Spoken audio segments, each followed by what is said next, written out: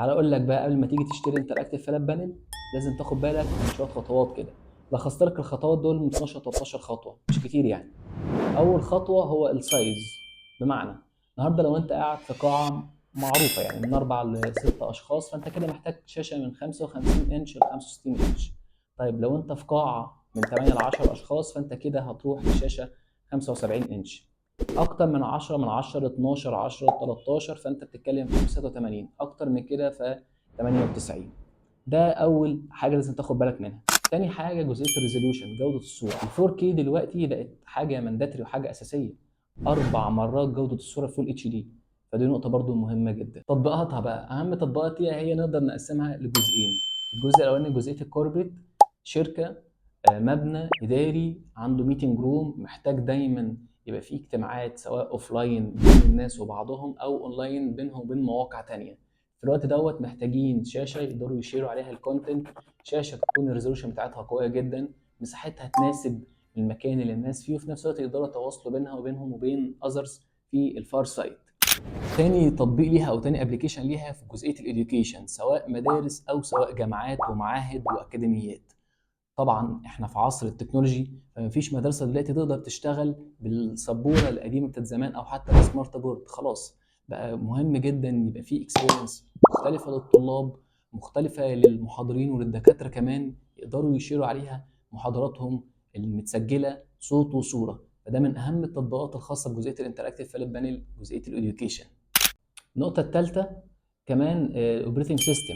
الاوبريتنج سيستم بيفضل ان هو يبقى اندرويد وما يقلش عن اندرويد فيرجن 13 او 14، وفي نفس الوقت يكون فيها سلوت للويندوز عشان لو انت هتشتغل مايكروسوفت اوفيس او ما شابه يعني. فدي ثالث نقطه. رابع نقطه هي جزئيه البروسيسور والستورج بتاعها.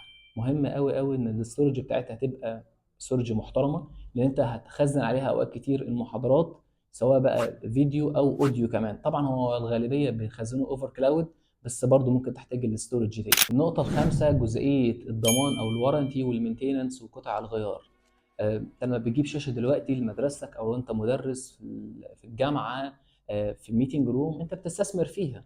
فما ينفعش النهارده تجيب شاشه برقم ممكن يصل الرقم ده ل 200,000 جنيه، تمام، او في الاخر تجيبها من غير ضمان، شركه مش موجوده، ملهاش ممثل هنا، ملهاش قطع غيار، ما عندهمش سيرفيس سنتر، فبالتالي يبقى انت كده رميت فلوسك في الارض. دي النقطه الخامسه.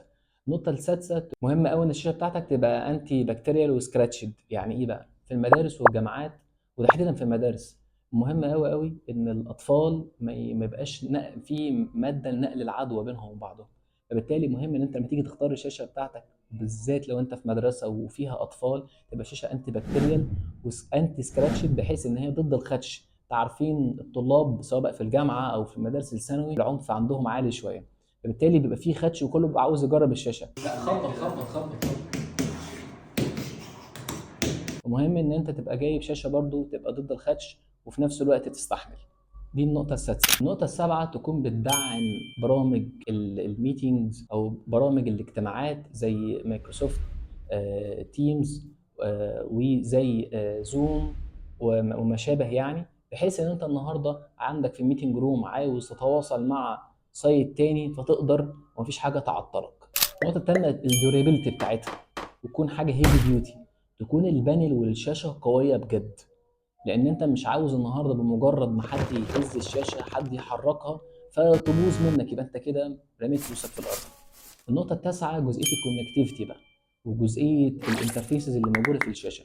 مهم قوي ان يبقى فيها اتش دي ام اي اوت، مهم قوي ان يبقى فيها يو اس بي تايب سي لو انت عاوز تشحن مثلا موبايل او تابلت او حاجه. مهم قوي كمان تكون فيها واي فاي وفيها بلوتوث، لان الحاجات ديت بقت اساسيه.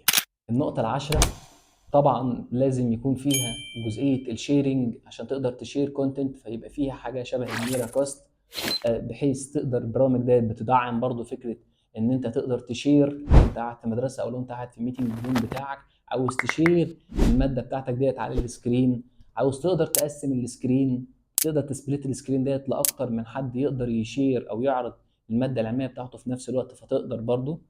نقطة ال11 تكون الشاشة بيلت ان مايك وبيلت ان سبيكر، وخصوصا لو انت في ميتنج روم هتبقى محتاج شاشة اول ان وان. ازاي؟ بمنتهى البساطة، معاك الريموت كنترول، دوست على الريموت اون، فانت فتحت السكرين، فتحت الكاميرا، فتحت المايك، فيها الريكوردنج.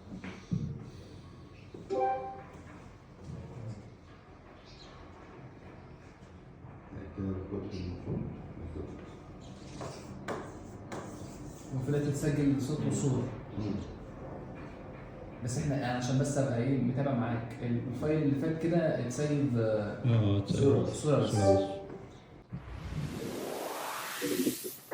كده بتسجل بصوت وصورة. بس احنا يعني عشان بس ابقى ايه متابع معاك، الفايل اللي فات كده اتسيب. الدنيا ظريفة جدا معاك. وكمان السبيكر بتاعها تبقى قوي، ما تقلش عن 20 واط، عشان في الفصول وفي القاعات المحاضرات لو الدكتور او المدرس عاوز يعرض فيديو فالطلاب كلهم يبقوا سامعين وما تحتاجش تجيب اكسترنال سبيكر. النقطة ال 12 بقى، ودي نقطة مهمة جدا، هي جزئية التاتش والريسبونس.